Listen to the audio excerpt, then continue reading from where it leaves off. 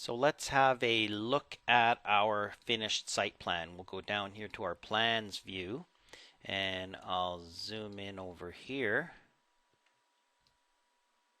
Okay, pan over. So we've got our green sod in there at this point. We're going to split the surface up. Oops, sorry about that. We're going to split the surface up between the asphalt and the grass.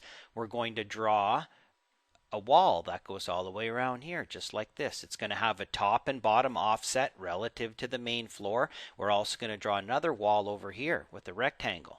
Okay, so this really, once you know this, it goes really quick. Split the surface, draw the wall, change the materials, and then slam in some trees. Okay, not a problem. So that's what we have to do. Let's go back to our Revit and to our site plan.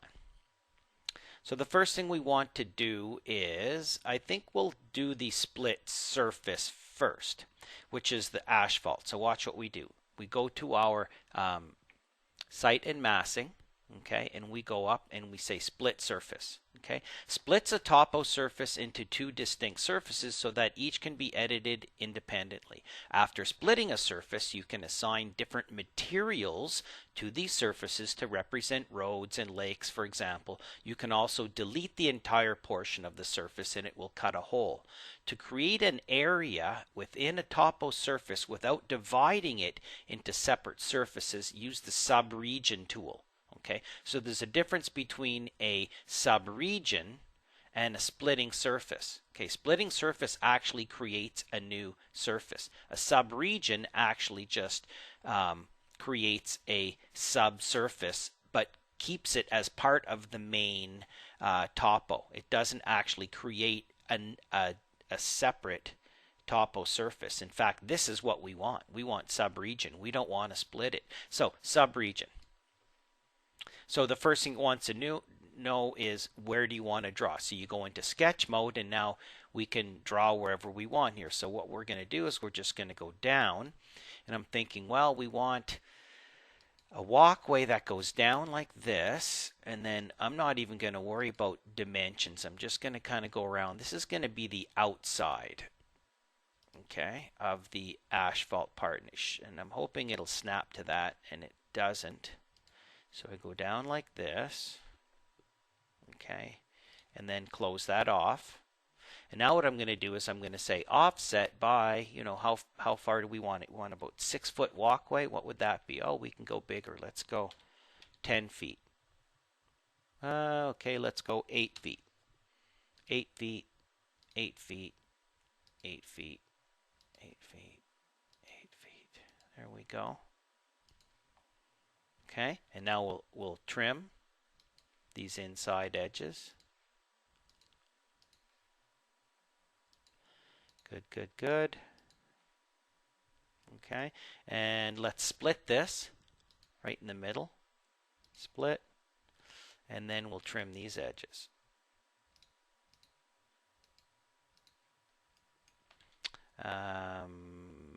No, actually, we don't need 4 lines up here. Trim this back, and we can get rid of one of these. Trim, and then we'll do some nudging. Nudge this over.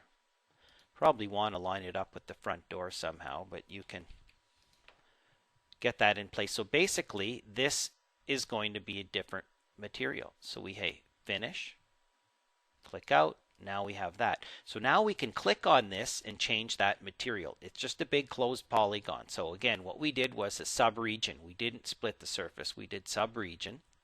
Okay. And then we picked those lines and traced around any way you want to sketch it. Now watch. First of all, I can pick the outer one. No, not the viewport. I want to pick the outer topo surface, and look where it says material here as a property. I'm going to go in here, and then I'm going to go down to site, and I'm going to say grass. Okay, if you want to see the rendered appearance of it, you can pick over here. You can see the rendered appearance of that. You can make new materials, etc. inside of here. So now, if I click out, my topo surface has been changed to be grass. This one stayed with the default because that's what it was. It was default site material. Okay, so I'm going to pick on here. Okay, I'm going to go back to where it says materials. I'm going to go down here to site asphalt. There we go. It's going to give me a preview of what that looks like. Hit OK, click out.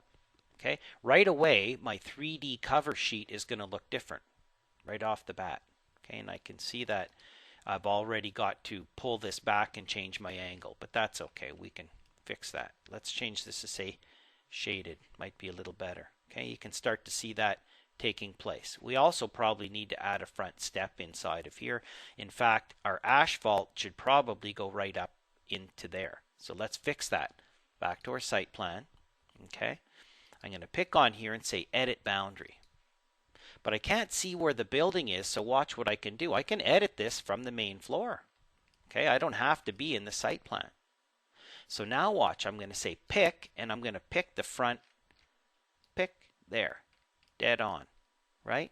Escape, escape. Now I'm going to take this guy using my shift button, nice and straight. Oh, that's not what I wanted. Drag using my shift button, snap it, click, drag using my shift button, nice and straight. Okay, I'll use the split tool. Splits that, oh sorry, split this, and now I can do a trim, fillet between here and here, here and here. Actually, I didn't need to trim that.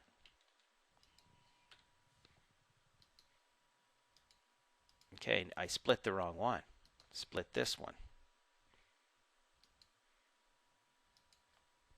And split this and split this. Now trim.